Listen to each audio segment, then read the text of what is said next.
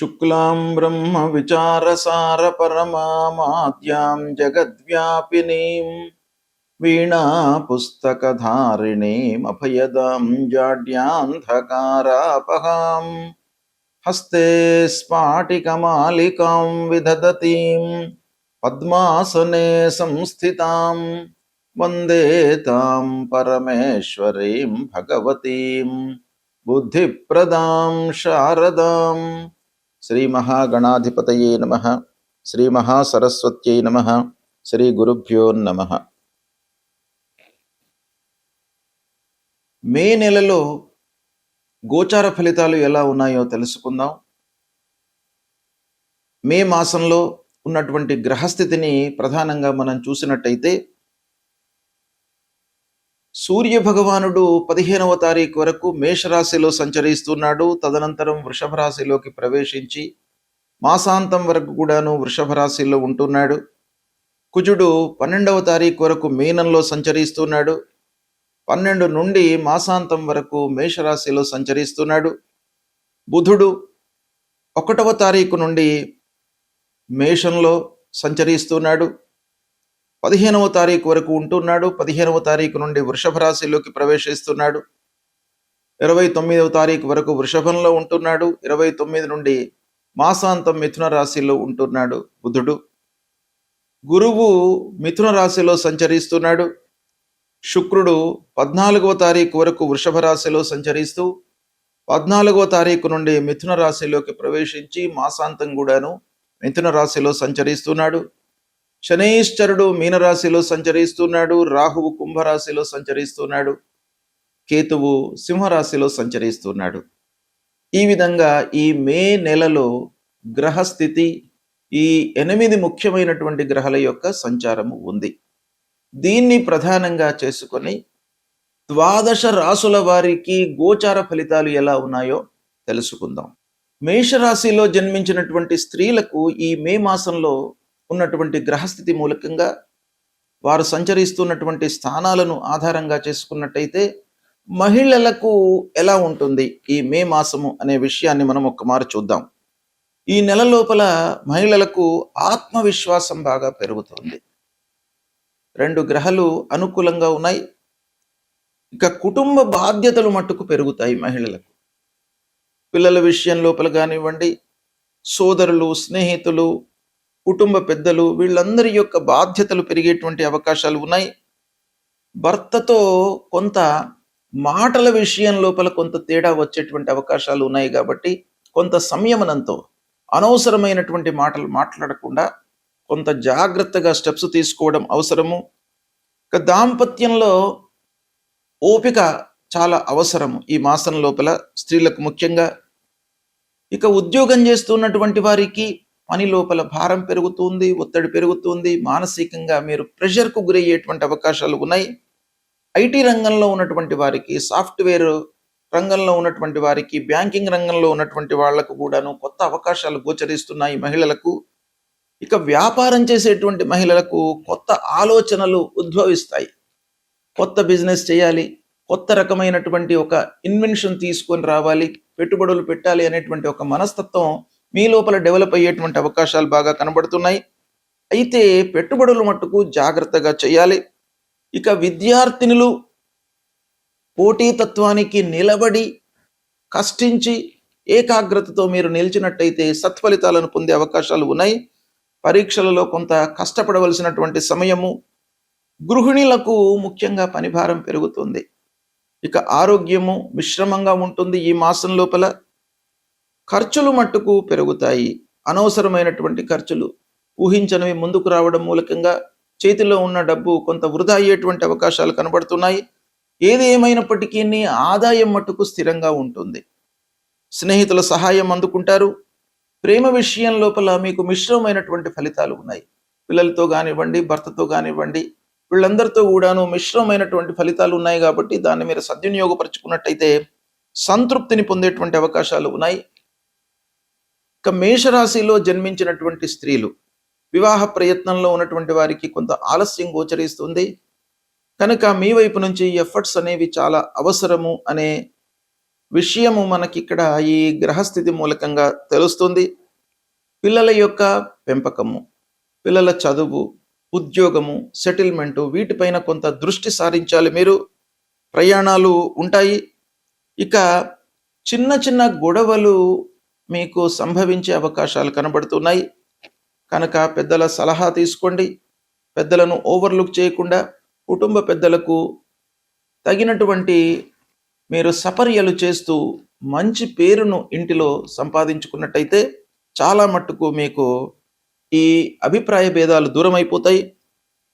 ధైర్యంగా నిర్ణయాలు తీసుకుంటారు.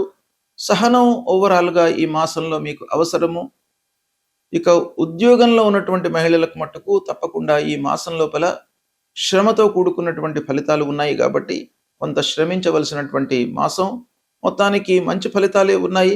కొంత మీరు ఆలోచన పరంగా ముందుకు వెళ్ళండి, తప్పకుండా మీకు సత్ఫలితాలు కలుగుతాయి. గ్రహస్థితి ప్రతికూలంగా ఉన్నప్పుడు మనము చేయవలసినటువంటి కర్తవ్యం ఏంటంటే పరిహారాలు చేసుకోవడము, భగవంతుడి యొక్క అనుగ్రహాన్ని పొందడము. ఈ క్రమంలో పరిహారము అనగానే ఆ గ్రహానికి సంబంధించినటువంటి జపము, దానము ఇవి చేసుకోవడము. ప్రథమంగా సూర్యుడు ప్రతికూలంగా సంచరిస్తున్నటువంటి సమయం లోపల మనం ఏం చేయాలి? సూర్య భగవానుడికి సంబంధించినటువంటి మూల మంత్రాన్ని మనం జపించుకోవాలి. మీకు ఎన్నిసార్లు వీలైతే అన్నిసార్లు జపించుకోవచ్చును. కనీసము ఒక 10 సార్లు. జపా కుసుమ సంకాశం కాశ్యపేయం మహద్యుతిం తమూరిం సర్వపాపఘ్నం ప్రణతోస్మి దివాకరం అనేటువంటి మూల మంత్రాన్ని ప్రతినిత్యం కూడాను చదువుకోండి. ఆదిత్య హృదయము ప్రధానంగా మీరు స్తోత్ర పారాయణం చేసినట్టయితే సూర్య భగవానుడి యొక్క అనుగ్రహము మీకు లభిస్తుంది. తద్వారా ఆరోగ్యము, మీ లోపల ఒక సంతోషము, ఆనందము, శారీరక రుగ్మతలు లేకుండా ఉండడము, ఇలాంటివన్నీ కూడాను ఆ సూర్య భగవానుడి మూలకంగా మీకు సమకూరుస్తుంది. కాబట్టి సూర్యుడికి సంబంధించినటువంటి చేయండి.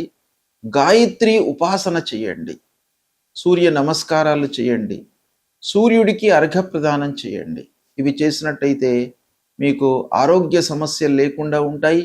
ఆరోగ్యమే మహాభాగ్యం కాబట్టి సూర్యుడి యొక్క సంచారము మన పైన చాలా ప్రభావాన్ని చూపిస్తుంది.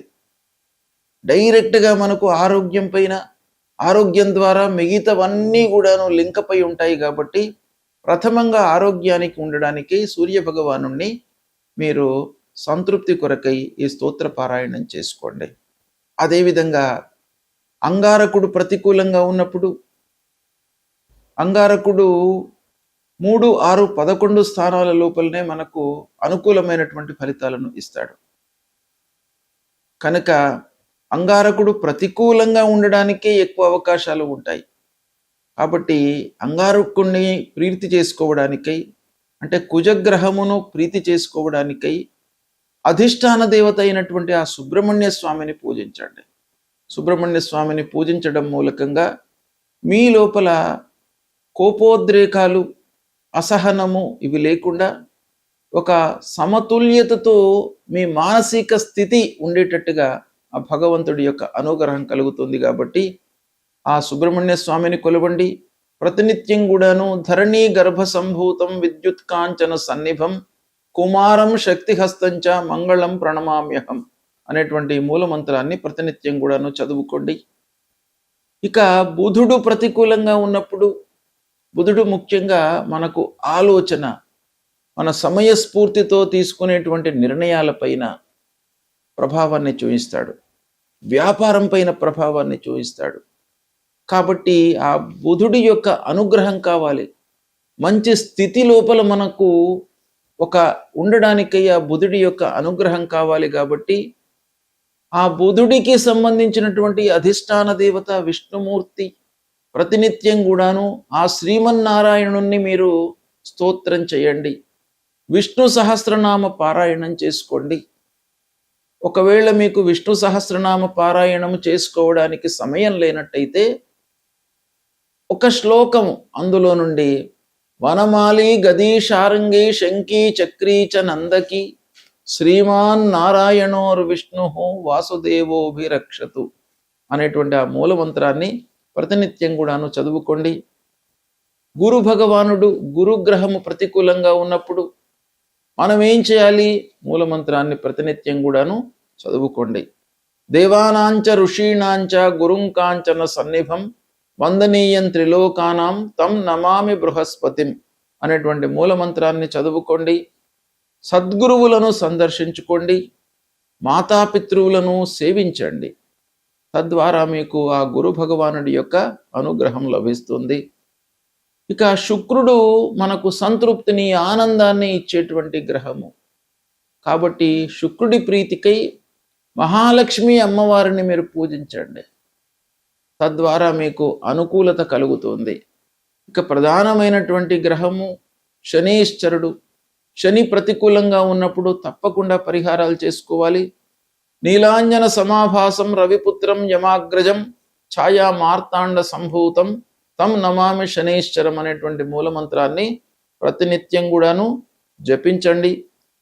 హనుమాన్ చాలీసా పారాయణం చేయండి. నల్లని నువ్వులు, ఇనుప ముక్క, నల్లని నువ్వులతో చేసినటువంటి నూనెను మీరు దానంగా ఇవ్వండి. లేదా నవగ్రహాల లోపల పశ్చిమ దిశలో ఉండేటువంటి ఆ శని గ్రహాన్ని తైలాభిషేకం చేసి కాళ్ళు గడుక్కొని దాని తర్వాత మళ్ళీ ఆంజనేయ స్వామి దర్శనం చేసుకోండి.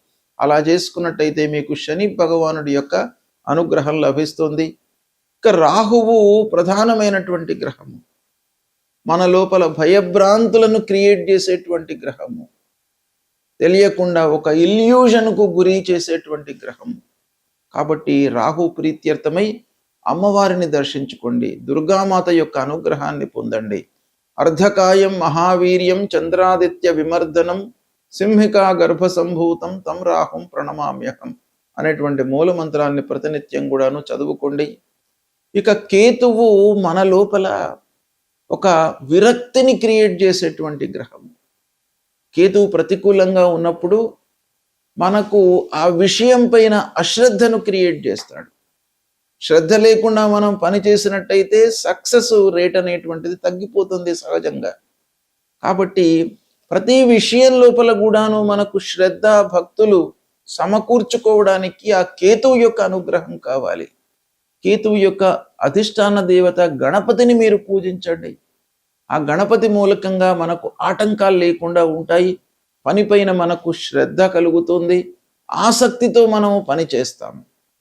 అప్పుడు మనకు ఆ పని లోపల విజయం చేకూరేటువంటి అవకాశాలు ఉంటాయి. కనుక ఫలాశ పుష్ప సంకాశం తారకా గ్రహమస్తకం రౌద్రం రుద్రాత్మకం ఘోరం తం కేతుం ప్రణమామ్యహం అనేటువంటి మూలమంత్రాన్ని ప్రతినిత్యం కూడాను చదువుకోండి. ఈ విధంగా నవగ్రహాలకు సంబంధించినటువంటి మూలమంత్రాలు, వాటికి సంబంధించినటువంటి స్తోత్ర పారాయణాలు, అధిష్టాన దేవతలను పూజించడము, దైవ దర్శనం చేసుకోవడము, దేవాలయానికి వెళ్ళడము, ఇవన్నీ కూడాను చేసినట్టయితే తప్పకుండా భగవంతుడి యొక్క అనుగ్రహం మీకు లభిస్తుంది. గ్రహస్థితి ఏ విధంగా ఉన్నప్పటికీ భగవంతుడి అనుగ్రహము మీకు ప్రధానమైనటువంటిది కాబట్టి దాన్ని మీరు డెవలప్ చేసుకోండి. దేవాలయానికి వెళ్ళండి, మీకు సత్ఫలితాలు కలుగుతాయి. శుభం.